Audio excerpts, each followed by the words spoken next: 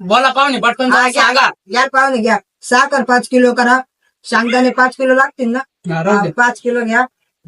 Mutton मसाला करा या रातच्याला. आणि उन्हाळा चालू आहे हो. गुलपेचं करा नियोजन. हा मग बाचीन ते आलेले लहान पोरे आता घरी.